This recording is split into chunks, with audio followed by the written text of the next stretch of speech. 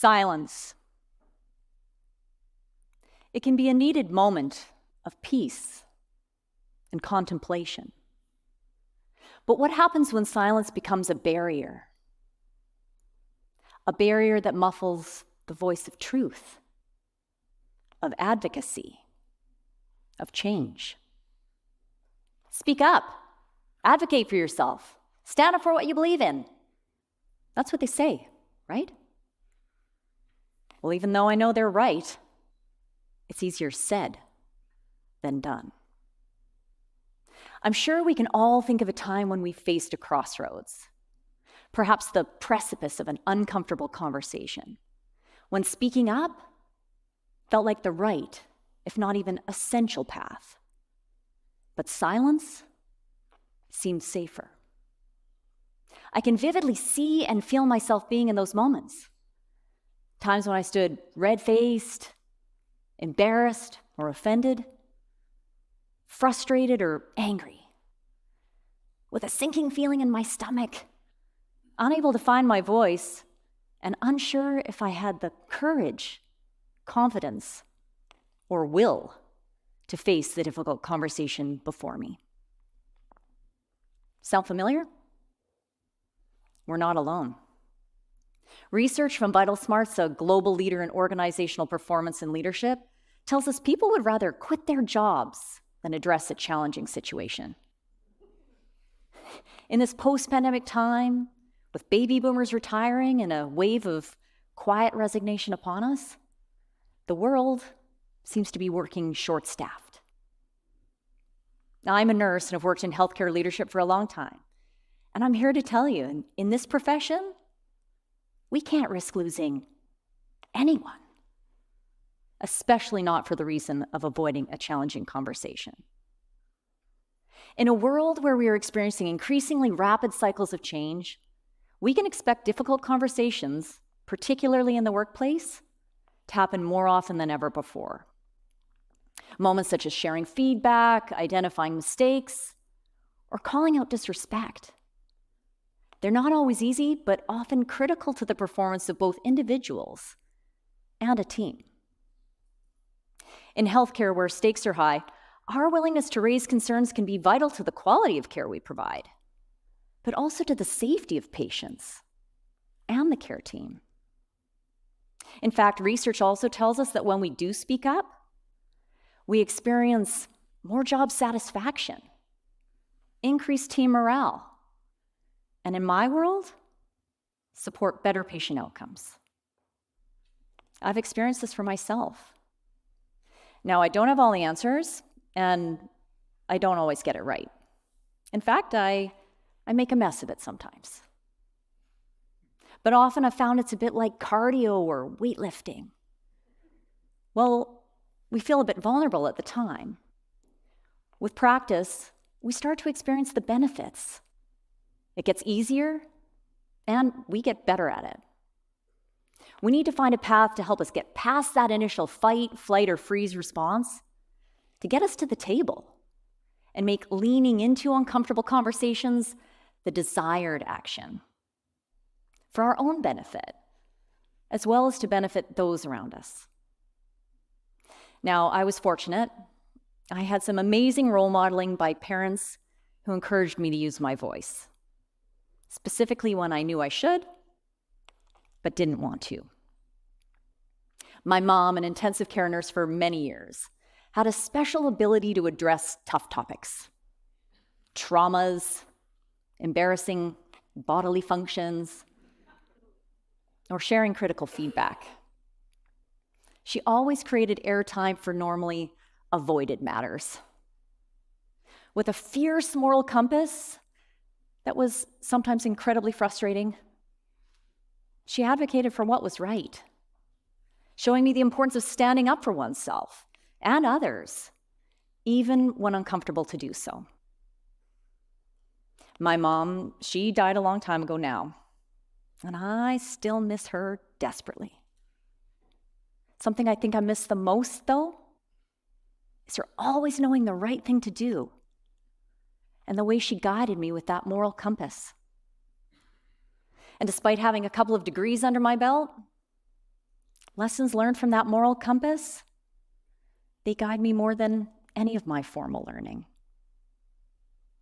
She showed me that as leaders, and I mean all leaders, both formal and informal, we play a pivotal role in leaning into courageous conversations and creating a safe place for others to do the same. It's probably her strong commitment in this area that inspired me to go into healthcare leadership, a path that often puts me in an area of high conflict and tricky conversations. But in doing so, exposes me to innovation, change-making, and meaningful work. It's an incredible career that I'm honored to be a part of, and I owe it to my mom and myself to do it well. So when I find myself needing courage and confidence, making that momentous step into the abyss of a difficult conversation, I try to remember my mom's moral compass and the principles she worked so hard to nurture in me. I imagine holding a compass in my hand, the cool metal upon my skin, taking a breath, a moment to pause and ground myself. I see the directions of north, south, east, and west as symbols, reminders of her core teachings.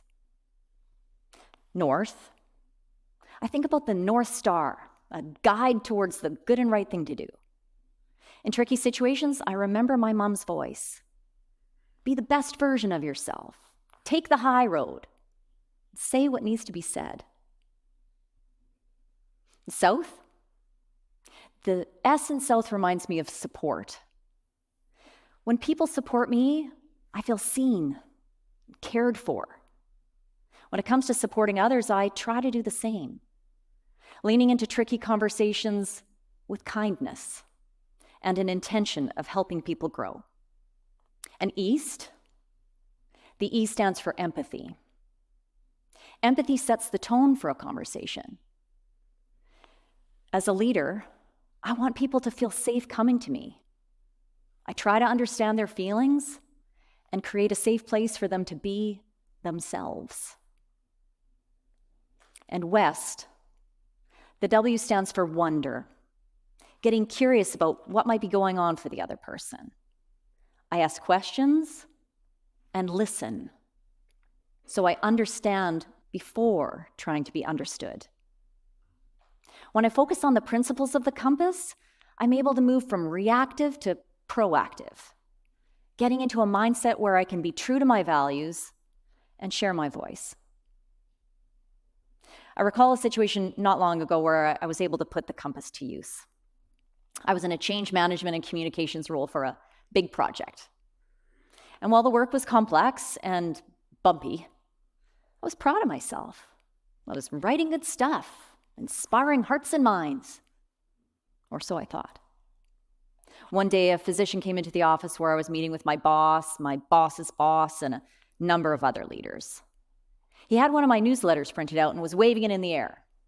"Who's the cheerleader sending out this stuff?" As an optimist, sometimes to a fault, I knew right away that cheerleader was me. While I was embarrassed, I had a split second to decide: stay silent or speak up. The compass came in handy in that moment. North Star. What was the good and right thing to do? Well, I needed to own my work, take the feedback. So I said, that would be me. He lowered his arm and said, "Well, this is too positive, not an accurate representation of what we're going through." While still defensive, I remembered support and empathy. I wanted to create a safe place where he could feel seen and heard.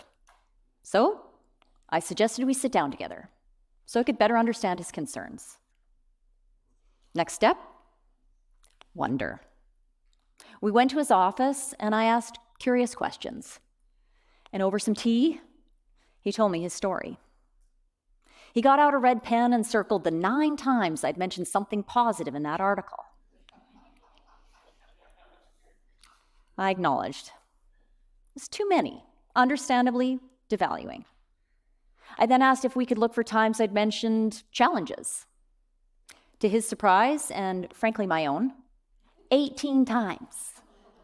18. I'd mentioned things that needed to be fixed. I was able to let him know I was embarrassed by being called out in front of my superiors, and he apologized. You know, that time spent together, it was valuable for me, and I think we both took something meaningful away. So I always remember the moral compass. North, North Star. South, support. East, empathy. And west, wonder.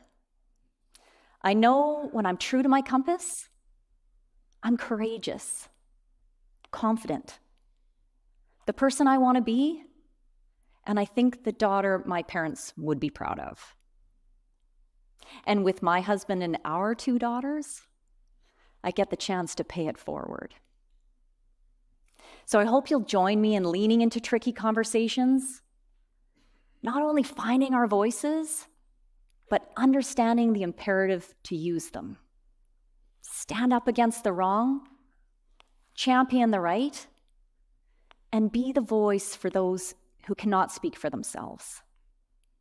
No matter how shaky or unsure, we can be a powerful instrument of change and advocacy, leaving all people involved stronger as a result. Thank you.